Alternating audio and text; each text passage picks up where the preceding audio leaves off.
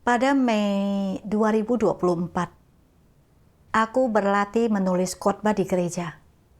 Awalnya, aku menghadapi kesulitan karena pemahamanku tentang kebenaran masih dangkal. Aku tidak akan mampu menulisnya dengan baik. Saudari yang bekerja sama denganku, bersekutu denganku, dan menyemangatiku. Dan dia juga membagikan beberapa cara yang bagus kepadaku. Kemudian, saat menulis khotbah, aku mencari kebenaran yang relevan. Setelah benar-benar memahami kebenaran itu, aku merenungkan cara menulis khotbah itu. Dan dengan cepat, aku pun menyelesaikannya. Aku sangat senang dan bersyukur atas bimbingan Tuhan.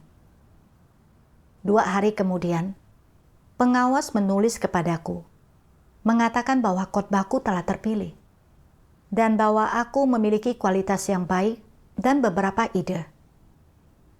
Aku terkejut sekaligus senang. Aku baru saja mulai berlatih, dan khotbah pertama yang kutulis telah terpilih. Beberapa saudari di sekitarku telah menulis beberapa khotbah, tetapi tak satu pun tulisan mereka yang terpilih. Jadi, aku merasa diriku pastilah sangat istimewa. Beberapa hari kemudian, aku tidak sengaja membaca surat yang ditulis pengawas untuk para pemimpin. Surat itu berbunyi, Chelsea cukup proaktif dalam menulis khotbah, dan seorang yang punya ide serta kualitas, dan kami sedang bersiap membinanya. Kalimatnya memang singkat, tetapi aku merasa menjadi pusat perhatian semua orang, dan bahwa aku berbeda dari saudara-saudari yang lain. Aku teringat bagaimana tahun lalu aku menulis beberapa artikel dalam seminggu dan segera diperhatikan oleh pengawas. Pengawas itu berkata, aku memiliki bakat menulis dan memberiku tugas tulis-menulis. Kini, baru mulai pelatihan penulisan khotbah, aku kembali diperhatikan oleh pengawas lain. Aku membatin. Di mana-mana, aku selalu menjadi perhatian. Tampaknya aku benar-benar berkualitas dan berbakat menulis. Setelah itu, aku merasa diriku beda dari yang lain. Aku berpikir, aku harus berlatih dengan rajin dan membuat setiap khotbah lebih baik dari yang sebelumnya, agar dalam waktu sesingkat-singkatnya bisa menulis khotbah yang memenuhi standar.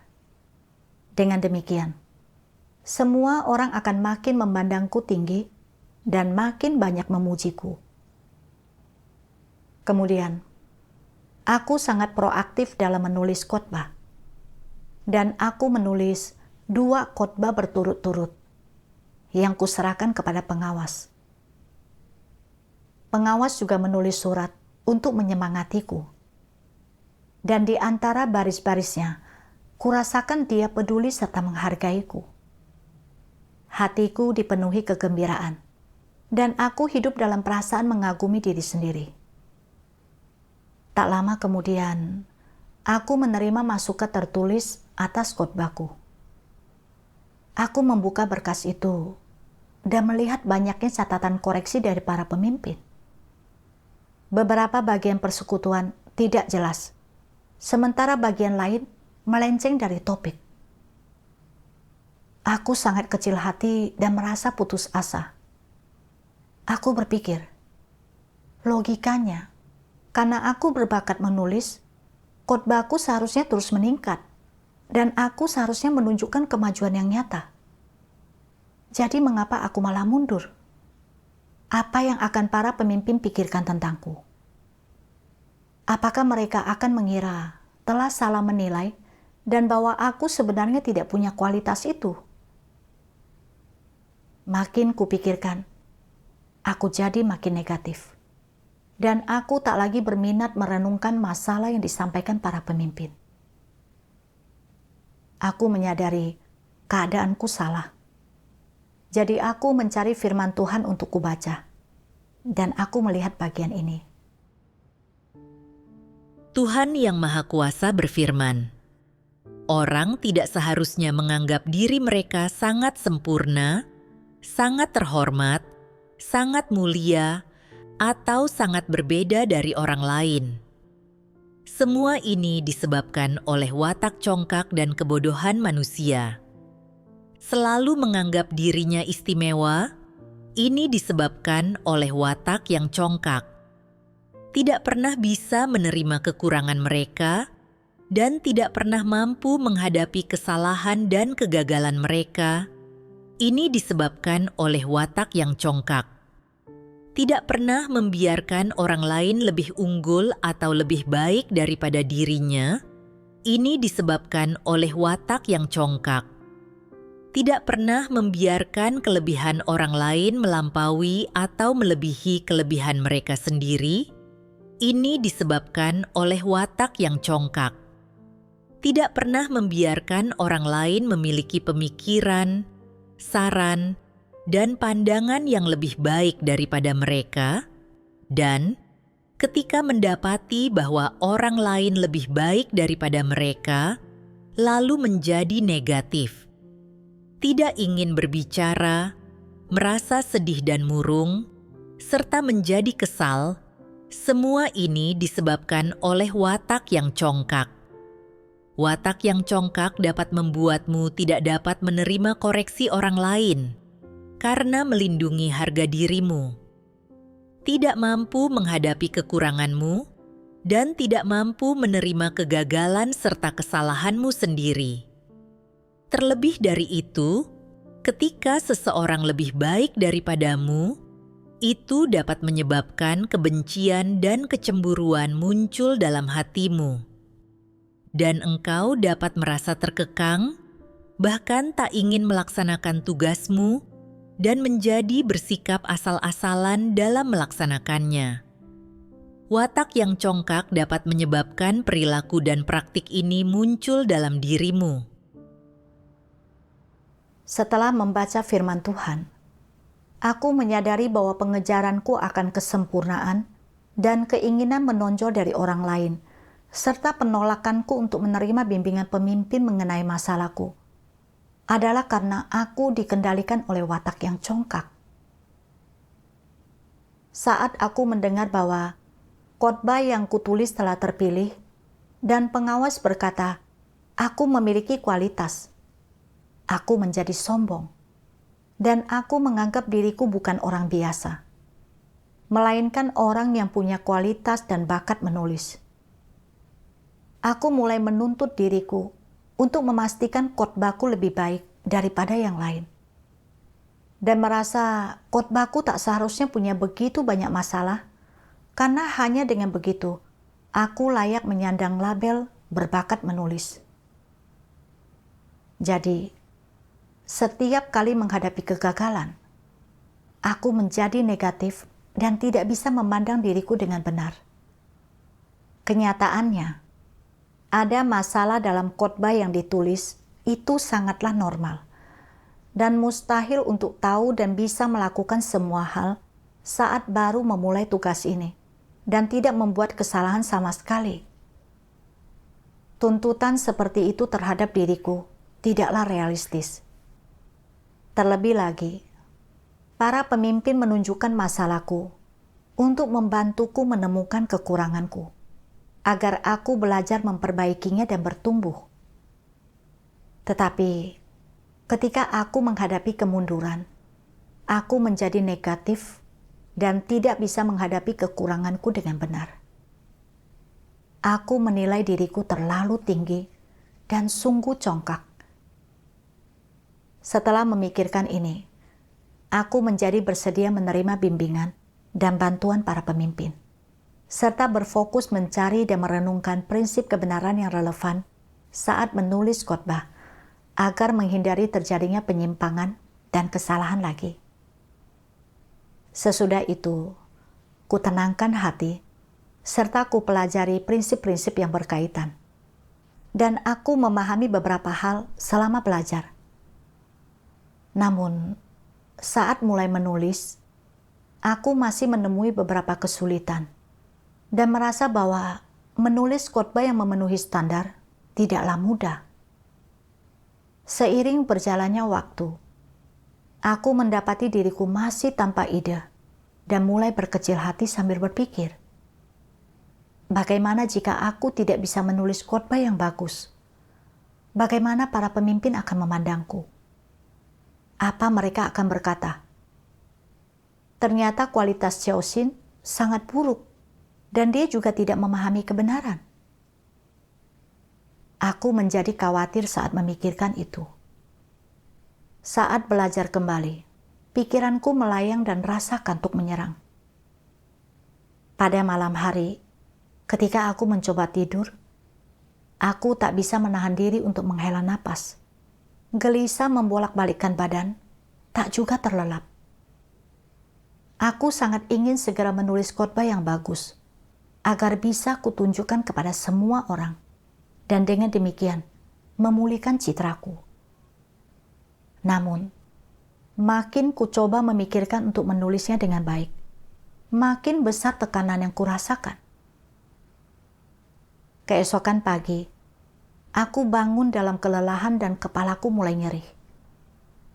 Seharian ku renungkan, tetapi tak satu pun ide muncul. Rasanya seperti batu berat menekan diriku, hingga aku sulit bernapas. Saudari yang bekerja sama denganku berniat mempelajari prinsip-prinsip bersamaku, tetapi aku tak berminat. Kemudian, aku terbuka kepadanya tentang keadaan yang kualami selama beberapa hari terakhir, dan dia membacakanku satu bagian dari firman Tuhan.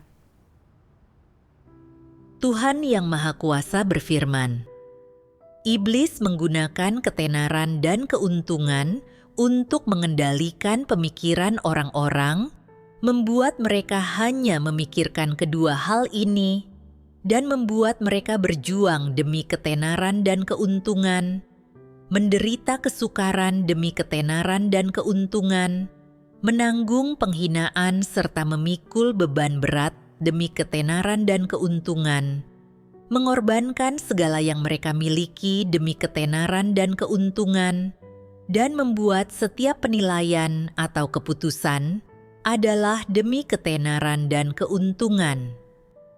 Dengan cara inilah, iblis mengenakan belenggu tak kasat mata pada orang-orang, dan dengan belenggu-belenggu ini, mereka tidak punya kemampuan ataupun keberanian untuk melepaskan diri. Tanpa sadar, mereka memikul belenggu berjalan selangkah demi selangkah dengan begitu susah payah.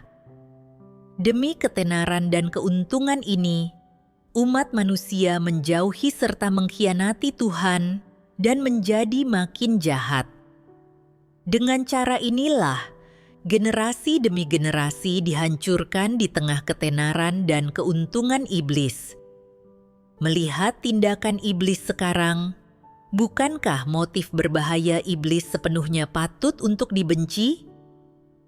Mungkin sekarang ini, engkau semua masih belum mampu mengetahui yang sebenarnya tentang motif berbahaya iblis, karena mengira bahwa tanpa ketenaran dan keuntungan, hidup itu tidak akan ada artinya, dan orang tidak akan mampu lagi melihat arah ke depan, tidak mampu lagi melihat tujuan mereka, serta masa depan mereka akan menjadi gelap, redup, dan suram. Namun, perlahan-lahan, suatu hari nanti engkau semua akan menyadari bahwa ketenaran dan keuntungan adalah belenggu besar yang iblis kenakan pada manusia. Ketika hari itu tiba, engkau akan sepenuhnya menentang kendali iblis dan sepenuhnya menentang belenggu yang dibawa kepadamu oleh iblis.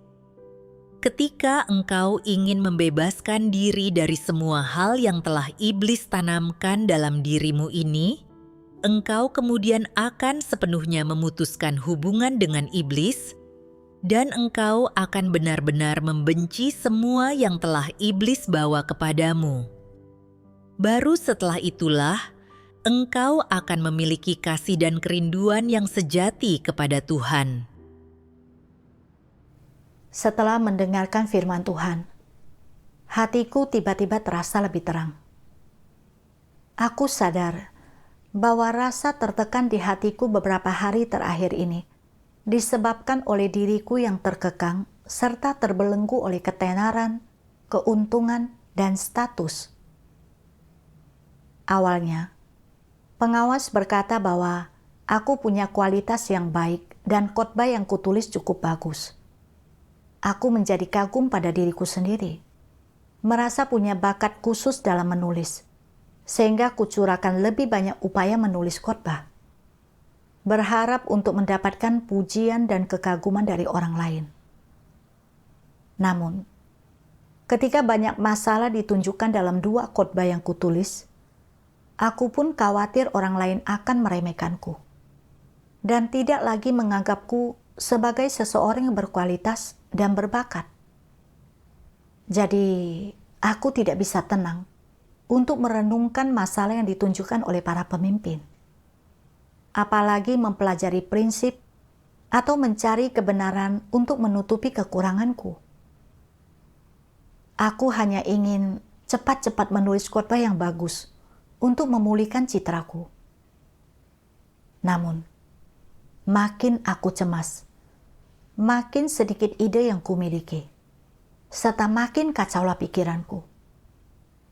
Dan setelah seharian bekerja, aku tetap tidak membuat kemajuan. Aku teringat ketika pertama kali mulai menulis khotbah. Meskipun ada banyak kesulitan, aku memiliki hati yang murni bersandar kepada Tuhan. Aku sungguh-sungguh mempelajari serta mencari firman Tuhan yang relevan untuk kurenungkan. Dan Tuhan mencerahkan serta membimbingku sehingga ketika menulis, ide-ide pun mengalir. Sekarang, sebaliknya, pikiranku dipenuhi gengsi dan status. Keinginan mempertahankan citra baik di mata orang lain membuatku tak bisa makan ataupun tidur. Membuatku merasa pusing dan limbung. Bahkan aku gagal berkonsentrasi menulis khotbah. Hatiku sepenuhnya dikendalikan oleh ketenaran dan keuntungan. Jika aku tidak mengubah keadaan ini, aku hanya akan terus hidup dalam kegelapan dan penderitaan yang tak tertahankan. Dan seiring waktu, aku akan kehilangan pekerjaan Roh Kudus atau bahkan kehilangan tugas ini. Aku lalu berdoa kepada Tuhan. Tuhan, aku tidak mau hidup dalam keadaan mengejar reputasi dan status. Tetapi aku tidak tahu cara mengatasinya. Mohon cerahkan dan bimbinglah aku, agar aku bisa keluar dari keadaan yang salah ini dan melaksanakan tugasku dengan baik. Keesokan paginya, saudari itu membacakanku beberapa bagian dari firman Tuhan. Dan salah satunya sangat membantuku. Tuhan Yang Maha Kuasa berfirman, "Semua orang tahu bahwa bersikap congkak itu buruk, tetapi begitu orang mencapai beberapa hasil dalam tugasnya, mereka secara alami menjadi congkak, mereka menjadi besar kepala, dan mengira mereka telah berhasil dalam kepercayaan mereka kepada Tuhan. Lalu, mengapa orang menjadi besar kepala ketika mereka mencapai beberapa hasil dalam tugas mereka?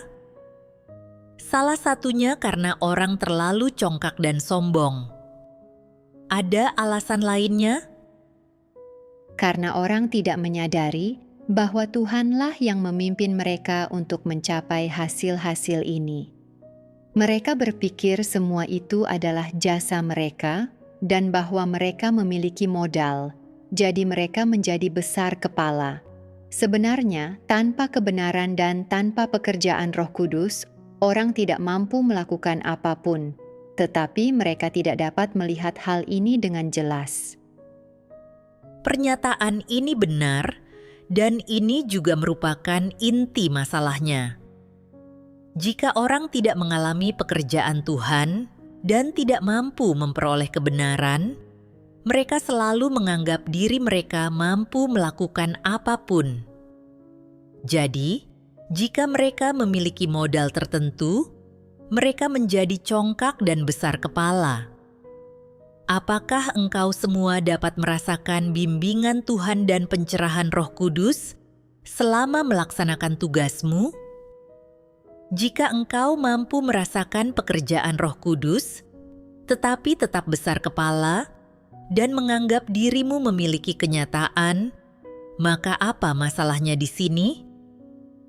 Ketika pelaksanaan tugas kami telah membuahkan sedikit hasil, kami berpikir bahwa setengahnya adalah jasa Tuhan dan setengahnya lagi adalah jasa kami.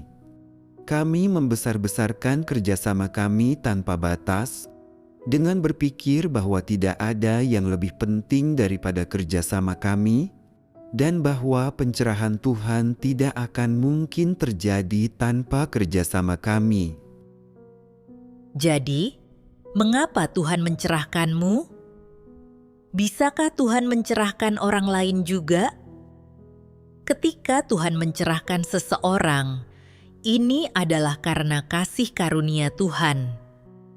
Lalu, apa sedikit kerjasamamu itu? Apakah itu sesuatu yang disebut sebagai jasamu? Ataukah itu merupakan tugas dan tanggung jawabmu? Jika engkau menyadari bahwa itu adalah tugas dan tanggung jawabmu, berarti engkau memiliki pola pikir yang benar dan tidak akan berpikir untuk merasa berjasa untuk itu. Jika engkau selalu berpikir, "Ini adalah kontribusiku," bagaimana pencerahan Tuhan akan terjadi tanpa kerjasamaku? Tugas ini membutuhkan kerjasama manusia. Kerjasama kami menyumbang sebagian besar dari pencapaian ini. Maka engkau keliru. Bagaimana engkau bisa bekerja sama jika Roh Kudus tidak mencerahkanmu dan jika tidak ada seorang pun yang mempersekutukan prinsip-prinsip kebenaran kepadamu? Jika engkau tidak tahu apa yang Tuhan tuntut, dan engkau tidak tahu jalan penerapannya, maka sekalipun engkau ingin tunduk kepada Tuhan dan bekerja sama, engkau tidak akan tahu caranya. Dengan demikian, bukankah kerjasamamu ini hanya akan menjadi kata-kata kosong? Jika engkau tidak sungguh-sungguh bekerja sama dan hanya bertindak menurut ide-idemu sendiri, dapatkah tugas yang kau laksanakan itu memenuhi standar? Sama sekali tidak. Ini menunjukkan suatu masalah. Apa masalahnya? Apapun tugas yang orang lakukan, apakah mereka mencapai hasil? Apakah mereka memenuhi standar dalam pelaksanaan tugas? Dan apakah itu memperoleh perkenanan Tuhan? Itu bergantung pada pekerjaan Tuhan. Sekalipun engkau melaksanakan tanggung jawab dan tugasmu dengan baik, jika Tuhan tidak bekerja atau tidak mencerahkan dan membimbingmu, dan engkau tidak mengetahui jalanmu, arahmu, atau tujuanmu, bagaimana hasilnya pada akhirnya? Setelah bekerja keras selama itu, engkau tidak akan melaksanakan tugasmu dengan semestinya. Engkau juga tidak akan memperoleh kebenaran dan hidup. Semua itu akan menjadi sia-sia. Oleh karena itu, melaksanakan tugasmu dengan cara yang memenuhi standar, mendidik kerohanian saudara-saudari, dan memperoleh perkenanan Tuhan, semua itu bergantung pada Tuhan. Orang hanya dapat melakukan hal-hal yang mampu mereka lakukan, yang seharusnya mereka lakukan, dan yang berada dalam kemampuan bawaan mereka, tidak lebih dari itu. Jadi pada akhirnya, mencapai hasil dalam tugasmu bergantung pada bimbingan firman Tuhan dan pencerahan serta pimpinan Roh Kudus. Baru setelah itulah engkau dapat memahami kebenaran dan menyelesaikan amanat Tuhan berdasarkan jalan yang telah Tuhan berikan kepadamu dan prinsip-prinsip yang telah Dia tetapkan. Ini adalah kasih karunia dan berkat Tuhan, dan jika orang tidak mampu melihat ini, berarti mereka buta. Jenis pekerjaan apapun yang rumah Tuhan lakukan, apa hasil yang diharapkan? Salah satu hasilnya adalah bersaksi tentang Tuhan dan menyebarluaskan Injil Tuhan, dan hasil lainnya adalah mendidik kerohanian dan membawa manfaat bagi saudara-saudari. Pekerjaan rumah Tuhan dimaksudkan untuk mencapai hasil di kedua bidang ini. Di rumah Tuhan, apapun tugas yang kau laksanakan, mampukah engkau mencapai hasil tanpa tuntunan Tuhan? Sama sekali tidak. Dapat dikatakan bahwa tanpa tuntunan Tuhan, apa yang kau lakukan pada dasarnya tidak berguna dan sama sekali tidak dapat mencapai hasil apapun.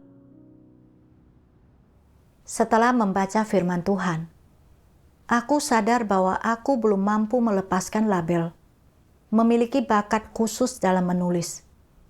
Sebab semua keberhasilan penulisan khotbah kukaitkan pada diriku sendiri.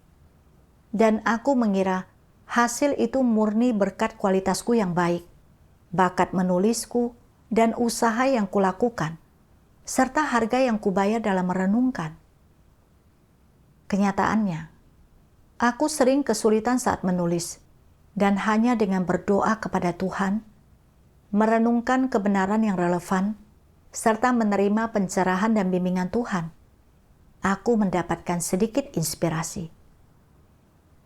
Namun, setelah itu, ketika orang lain mengucapkan beberapa kata pujian dan penyemangat, aku menjadi sombong, menganggap semuanya pencapaianku sendiri, bahkan menyematkan label memiliki kualitas dan bakat yang bagus dalam menulis pada diriku, dan gagal melihat diriku yang sebenarnya.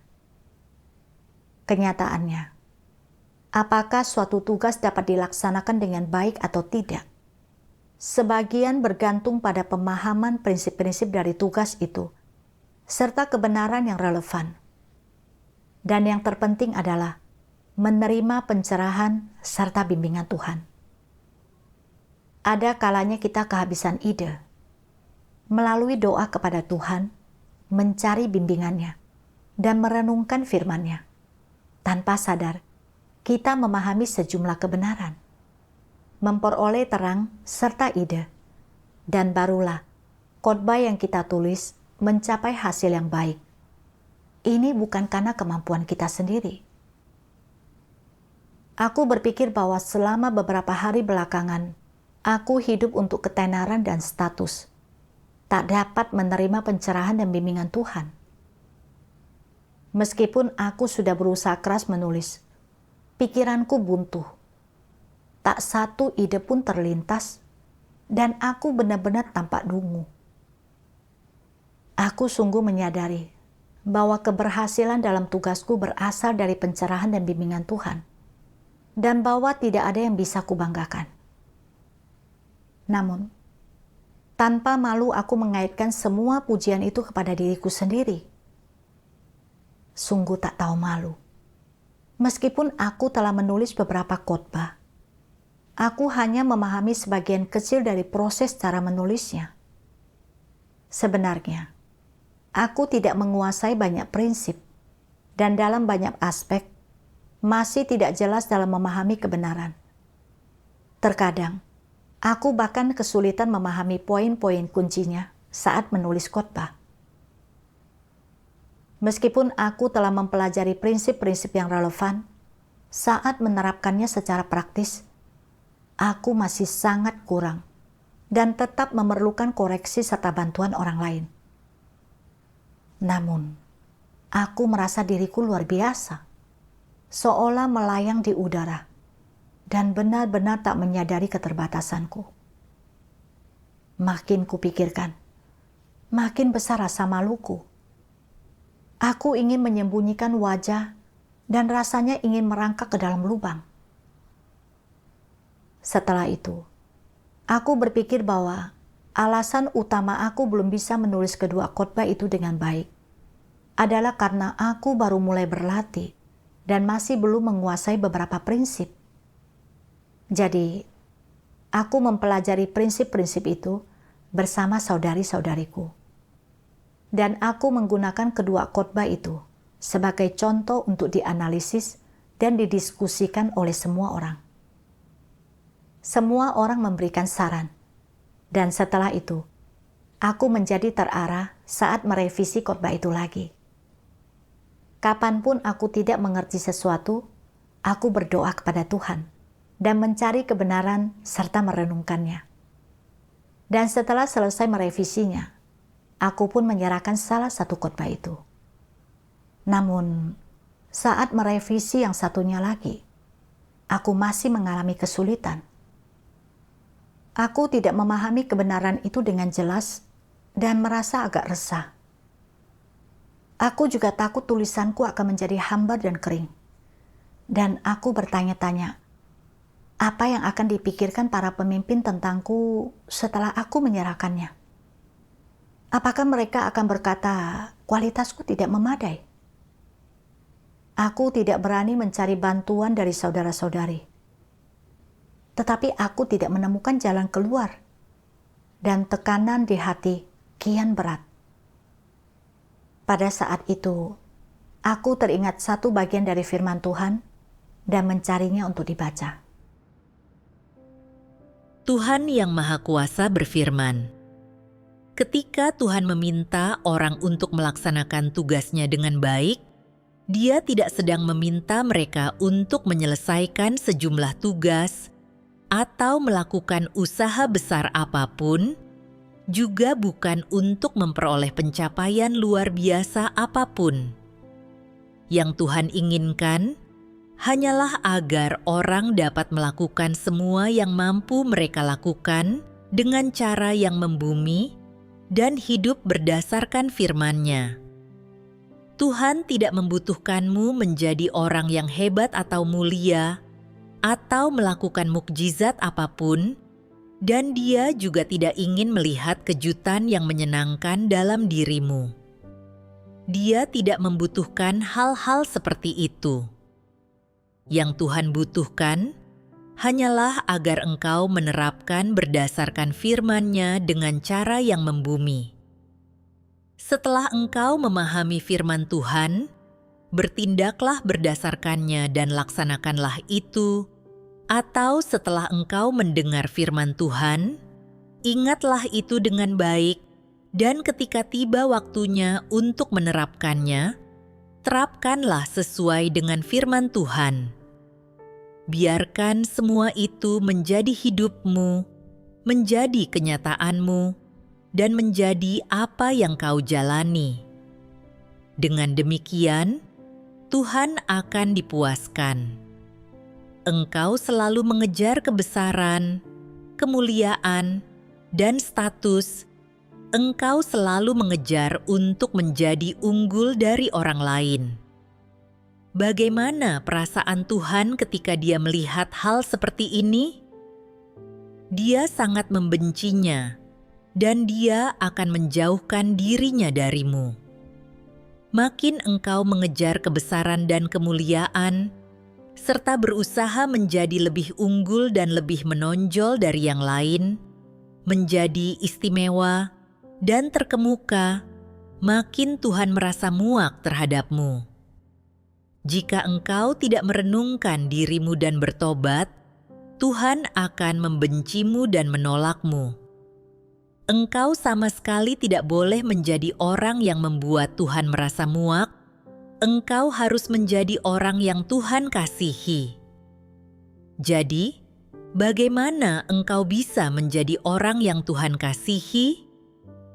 Terimalah kebenaran dengan taat, ambillah tempatmu yang semestinya sebagai makhluk ciptaan, bertindaklah berdasarkan firman Tuhan dengan sikap membumi, laksanakan tugasmu dengan baik, jadilah orang yang jujur, dan jalani kehidupan dalam keserupaan dengan manusia. Ini sudah cukup dan ini akan memuaskan Tuhan. Setelah membaca firman Tuhan, aku memahami bahwa tuntutannya bagi manusia tidaklah tinggi, dan dia tidak meminta manusia untuk mencapai hasil yang luar biasa. Selama orang-orang dapat taat dan tunduk, serta melaksanakan tugas mereka dengan baik, dengan tetap membumi sesuai dengan tuntutan Tuhan, Tuhan akan puas. Namun, aku selalu ingin menonjol dan menulis khotbah yang bagus untuk mendapatkan pujian serta pengakuan dari orang lain. Hal ini dikendalikan oleh ambisi serta keinginanku. Inilah watak yang rusak. Aku teringat akan ketetapan administratif pertama yang harus ditaati oleh umat pilihan Tuhan, yang berbunyi, manusia tidak boleh membesarkan atau meninggikan dirinya sendiri. Dia harus menyembah dan meninggikan Tuhan. Aku selalu mengejar ketenaran, keuntungan, dan status. Ingin dipuji, dihargai, dan memiliki tempat di hati orang lain. Ini adalah sesuatu yang dibenci Tuhan. Hidup dalam keadaan ini membuatku mustahil melaksanakan tugasku dengan baik, bahkan bisa menghambat pekerjaan. Aku harus segera mengubah cara pandang keliru di balik pengejaranku. Meskipun aku masih memiliki banyak kekurangan dalam penulisan khotbah, aku bersedia menundukkan hati di hadapan Tuhan, mencari kebenaran, dan bekerja sama sebaik mungkin. Aku akan menulis sebanyak yang kupahami dan menjadikan setiap masalah yang muncul dalam proses penulisan khotbah sebagai kesempatan untuk melengkapi kekuranganku.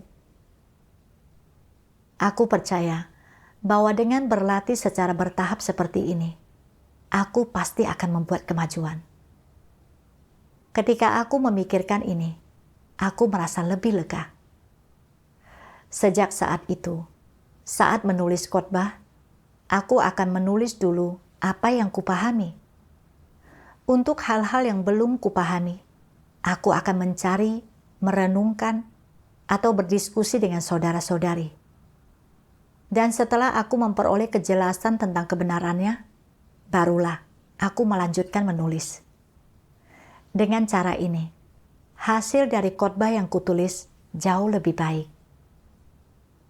Tidak lama kemudian, para pemimpin mengirimkan beberapa khotbah yang bermutu untuk kami pelajari dan jadikan bahan referensi. Khotbah-khotbah itu bukan hanya segar dan mencerahkan, tetapi persekutuan kebenarannya juga sangat praktis dan jelas. Sebagai perbandingan, kusadari khotbahku hanya penuh dengan kata-kata dan doktrin, serta kebenaran itu tidak dipersekutukan dengan jelas. Pada saat itu, aku melihat begitu banyaknya kekuranganku. Dibandingkan dengan saudara-saudariku, aku jauh tertinggal. Ketika mereka menulis tentang pemikiran dan perolehan mereka, mereka sama sekali tidak membanggakan diri. Justru mereka mengakui masih banyak kekurangan dan mengatakan bahwa kemampuan menulis khotbah yang memenuhi standar bukan berasal dari kualitas mereka, juga bukan karena mereka memahami kebenaran, melainkan karena pencerahan Roh Kudus yang diperoleh lewat doa, pencarian, dan perenungan kebenaran yang relevan. Saat melihat hal itu, aku merasa sangat malu. Aku baru mulai belajar menulis khotbah, dan dengan pemahaman yang dangkal, aku sudah merasa berada di atas rata-rata. Aku bahkan menyematkan pada diriku sendiri label punya bakat khusus dalam menulis yang tidak bisa kulepaskan. Aku benar-benar melebih-lebihkan diri tanpa kesadaran diri. Sekarang, ketika kembali melihat adanya masukan dari para pemimpin, aku dapat menyikapinya dengan benar. Bila ada hal yang tak kupahami atau tak mampu kulakukan, aku berinisiatif untuk mencari jawaban. Dan mutu khotbahku meningkat dibandingkan sebelumnya. Aku tahu di dalam hatiku bahwa kemajuan yang telah kubuat adalah berkat pencerahan dan bimbingan Tuhan. Melalui pengalaman ini, aku telah memperoleh pemahaman tentang watakku yang rusak dan meraih kemajuan dalam jalan masuk kehidupan. Aku juga melihat betapa dangkal pemahamanku akan kebenaran, sehingga harus berfokus pada prinsip-prinsip kebenaran dan melaksanakan tugasku dengan teguh. Andai kata tidak ada penyingkapan ini, aku akan terus hidup dalam keadaan mengagumi diri sendiri dan tidak maju sedikit pun dalam tugasku.